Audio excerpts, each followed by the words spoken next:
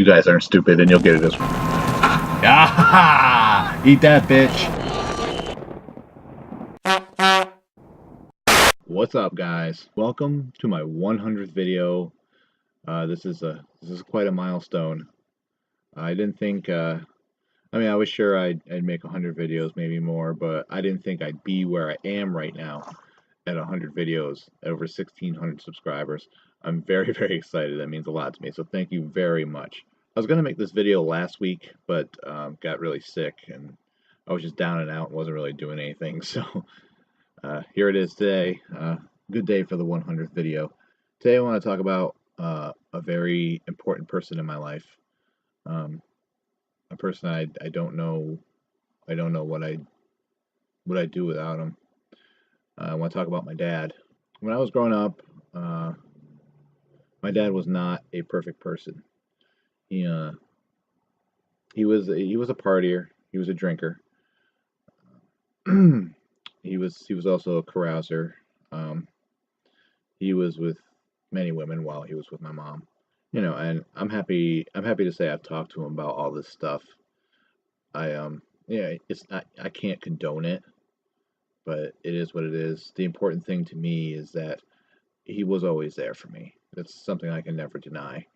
And when he and my mom split up when I was 8 years old, I believe, I resented him for it. I know I did. It didn't help that my mom was telling me things that I'm positive were true, but things I didn't really need to hear at 8 years old. I felt like I hated my dad for a long time after that, and sometimes I treated him accordingly, and I'm kind of ashamed of that to this day. But you know, in my later teen years, when I learned a little more about life and why things happen the way they do, I did have a talk with him about it and kind of cleared the air, and it made me feel better. So, so if there's one thing to take away from this video, I would say that if you have something to say to somebody, just say it. Just get it off your chest, because you don't know how long you have. And I'm very happy I had those conversations with my dad. Just clearing the air and telling him how I felt. And but the one thing is that, I've seen so many parents, so many kids that they split up. The parents split up, and the kid ends up being, well, the kid always ends up the worst of it. But some people use the kids as bargaining chips against the other parent, and it just becomes a war. And sometimes the parents just aren't there for the child, and that's something I can never say about my dad, ever. He came to pick me up every single weekend, no matter where he was living. When he was living with his mom, it was like a 45-minute drive one way, or maybe a half hour, 45 minutes. Drive one way to come get me, and he did it every weekend. He never skipped out unless he was, like, obviously really sick, or I was sick, or whatever. But he was always there. He was always there. We played baseball together when we were younger, me and all my friends and all the parents. Now, Dad had built a baseball diamond in our backyard that ran uphill, made for some interesting play. But we played baseball all the time. Like I said, Dad taught me how to play. He taught me quite a bit about basketball too, and later on in life, he taught me how to drive. So yeah, it's not like I can ever say my dad wasn't there for me. One thing he told me when I was younger was very important, and it's something I've told my kids too. If you ever need anything, don't be afraid to ask. Don't be afraid to ask me. And I had to do that a lot over the years, even more so in 2007 when I got sick with the vestibular condition, and 2008 I had to leave my job at Walmart that I'd had for 7 years because I couldn't do it anymore. I couldn't walk. I couldn't barely do anything. And I had just gotten an apartment and my own car, just gotten out really, truly on my own. And my dad My dad paid my rent and my power every month for the next 3 years, just so I could stay there, so I could try to figure out what was going on. And me and Kate and Aiden were living there, and neither one of us wanted to move back to our mother's house. Um, it's just I wanted so badly to figure out what was going on and get back to work, and it wasn't happening. No one could figure out what was going on with me for 3 years. Um, but dad paid everything, you know, without complaint. Not a single complaint from him ever. And I'll never forget that, you know. And the day came in 2011 when he was losing his house because of back taxes related to when my grandmother was still alive. Um, he called me and he said, "I can't do it anymore, Bob. I'm sorry, I can't." And I understood. I couldn't. There's no way I could possibly rationally be mad at him for that. There's no way. And I understood it, and I had to find another place to live. And uh, I ended up moving in with my ex. She and I share a child together, my oldest child.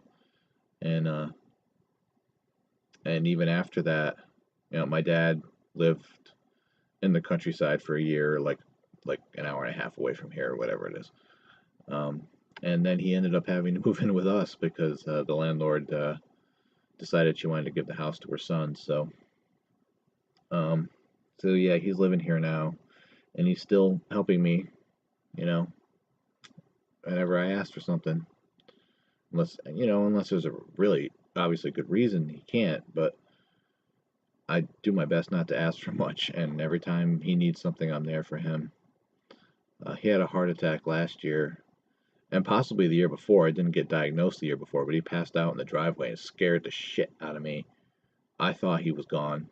He was just laying there lifeless. He was just, I don't, I can't even really describe it. But he came back. He kicked out, and the next year he had a heart attack. Had to be taken to the hospital. Was officially diagnosed with a heart attack. Um, he's still here. He's still kicking. He's doing good. I just wish there was more I could do for him. When I was living with him in his place in the countryside, I was just getting ready to kickstart my writing career, and I needed the internet to do it. We didn't have internet, so I had to move back in with my ex. But um, I I left my dad's house and moved back in with my ex because I wanted to sell my book, and I wanted to sell so many copies and make so much money that I could buy that place for him because he loved it so much. And I knew it was a 1 in 100 billion shot of that happening, but I had to take the chance. And yeah, obviously it didn't work out. Still to this day, I owe my dad so much I could never pay back, ever. I'm never going to be able to pay him back. I know this. He knows this, and he's never asked for anything. It's just, I already, it's well documented. I already suffer from depression, and it's a wonder why, isn't it? I just when you have trouble doing things for yourself and you can't provide for your kids like you want to, you have to rely on your dad who took care of you, his whole life, and my ex too. My ex has helped out a lot, so a lot of people have helped out a lot. It's hard. It's hard on you because you feel like you're a failure. You feel like you're letting your kids down. You feel like you're doing it. That's why I do YouTube. It's why I write. It's what I can do, without making myself so dizzy that I can't stand. It's just, it's working with what you have. It's all I can do. I just do it. I do it every day. I do it as much as I can. I have. I just recently started making a joke that I have 2 starving artist jobs. I love my dad so much, and I would give him the whole world if I could for everything he's done for me. Um,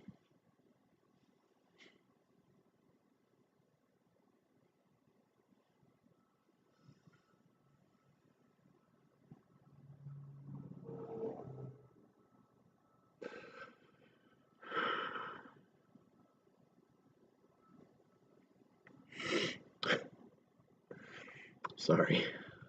I wasn't intending to cry in this video. I really wasn't. I just wanted to talk about what my dad meant to me, but it ends up that way because, like I said, I feel like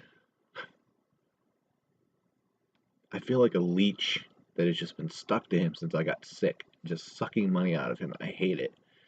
You know, even periods like the period I'm going through right now, I haven't really asked for much from him. I don't ask for anything from him unless I absolutely need it, and it's usually for the boys. God damn it, the feels. Oh God.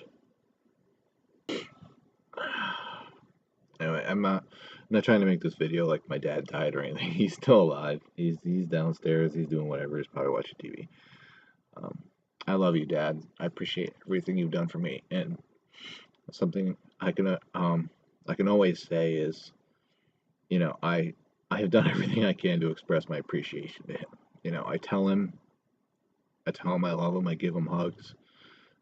So I can honestly say that it's not like the day when he goes and he goes to his grave, it won't be like, I didn't tell him I love him. I didn't tell him I appreciate him. I have, and I'm still fighting every day. That's what I'm gonna do. I have no choice, and that's what I'm gonna do. Uh, Sorry this video turned out a little more depressing than I intended. Um, but yeah, I guess that's all I got. I don't think I have anything else to cover. If you like this video, click the thumbs up. It would help out a great deal. Don't forget to subscribe if you like my content. Now it's me. Now it's me that needs the hugs. So, Bobby hugs for everybody. It's Bobby's world, and you're all just living in it. CLC for life, y'all. God damn it, I hate onions.